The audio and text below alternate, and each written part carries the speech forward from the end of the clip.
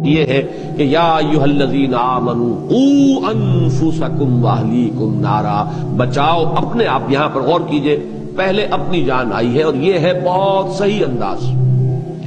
قرآن مجید میں اس حقیقت کو چاہے بہت سے لوگوں کو پسند نہ آتی ہو، اس لیے کہ یہ بات بظاہر جو ہے آدمی سوچتا ہے کہ کیا یہ بھی ممکن ہے کہ انسان بھاگے گا اپنے باپ سے، اپنی ماں سے؟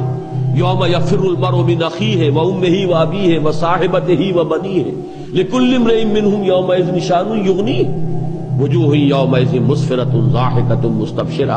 قیامت میں تو نفسی نفسی کا معاملہ ہوگا، میں بچ جاؤں، میں چھوٹ جاؤں، باقی سب جہنم میں جھونک دیے جائیں، جھونک دیے جائیں۔ چاہے میرے اولاد کو جھونک دو، میرے والدین کو جھونک دو، میرے بہنوں بھائیوں کو جھونک دو، میری بیوی کو، یا بیوی کہے گی شوہر کو جھونک دو، مجھے کسی طریقے سے بچا لو۔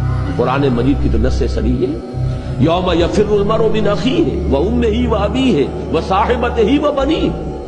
اسی طریقے سے وہ جو سورہ معارج میں فرمایا گیا کہ یہ انسان تو چاہے گا کہ لو یفتدی من عذاب یومئذ ببنیہ وصاحبتہ واخیہ وفصیلتہ التی تؤویہ ومن فی الارض جمیعا ثم ینجیہ۔ کسی طریقے سے سب کو فدیے میں لے لے، بیٹے کو بھی، بیوی کو بھی، اور ماں باپ کو بھی، رشتہ داروں کو بھی، میرے پورے کنبے اور گھرانے کو بھی، یہاں تک کہ تمام انسانوں کو جھونک دے، کسی طرح مجھے بچا لے۔ یہ نفسی نفسی جو حشر میں ہونی ہے، یہاں بھی آپ کے سامنے رہنی چاہیے کہ آپ سب سے پہلے اللہ کے ہاں جواب دیں اپنی ذات کے لیے۔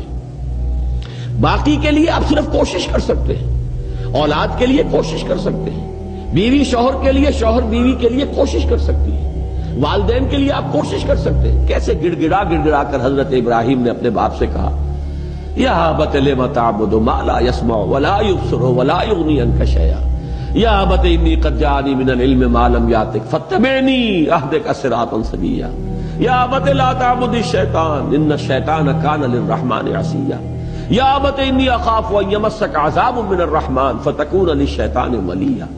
کیسی عاجزی کے ساتھ، کس طریقے سے ادب کو ملحوظ رکھتے ہوئے، کیسے گڑ گڑا لیکن نہیں ماننے لائق شخص۔ تو آپ دوسرے کے لیے کوشش کر سکتے ہیں صرف، جیسے کہ حضور سے خطاب کر کے فرمایا گیا، انک لا تہدی من احببت ولکن اللہ یہدی من یشاء۔ آپ کو اختیار نہیں ہے کہ جس کو چاہے ہدایت دے دیں، یہ تو اللہ کے اختیار میں ہے، جس کو چاہے گا ہدایت دے گا۔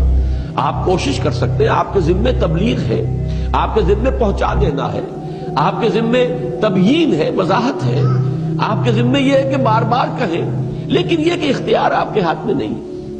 تو یہ بات جان لیجئے، اصل اختیار ہے اپنا۔ علیکم انفسکم لا یضرکم من ضل اذا اہتدیتم۔ تمہارے اوپر ذمہ داری جو ہے وہ اپنی ہے، اور تمہیں ہرگز نقصان نہیں پہنچائے گی کسی کی گمراہی جب کہ تم ہدایت پر۔ یہی وجہ ہے کہ یہاں سب سے پہلے قوا انفسکم آیا، بچاؤ اپنے آپ کو۔ یہ تو تمہارے اوپر، یہ تو گویا کہ فرض عین کے درجے میں ہے، اس پر تو تم کلیتاً مکلف ہو کہ اپنے آپ کو بچاؤ، اپنا تو تمہیں اختیار حاصل ہے۔ البتہ اس کے بعد جو حیثیت اللہ نے تمہیں دی ہے، تمہیں کنبے کے سربراہ کی حیثیت سے ہو، تو اہلیکم، اب ان کو بچانے کی کوشش تمہارے ذمے سب سے پہلے۔ اسی کی ہمیں شرح ملتی ہے حدیث میں۔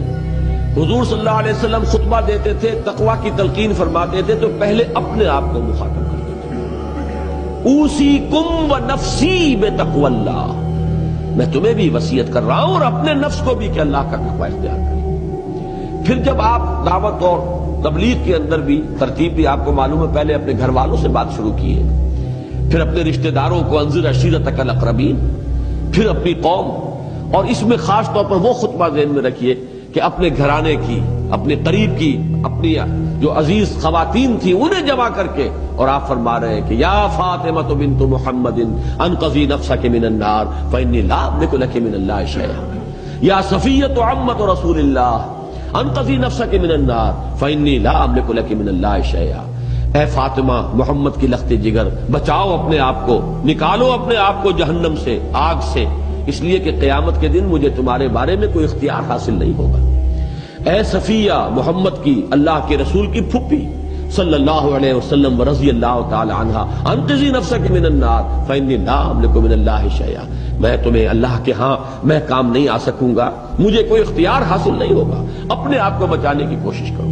یہ ترغیب، یہ تلقین تو سربراہ خاندان کے اعتبار سے یہ ہر مسلمان مرد کی ذمہ داری ہے کہ اپنے اہل و عیال کو جہنم سے بچانے کی فکر کرے۔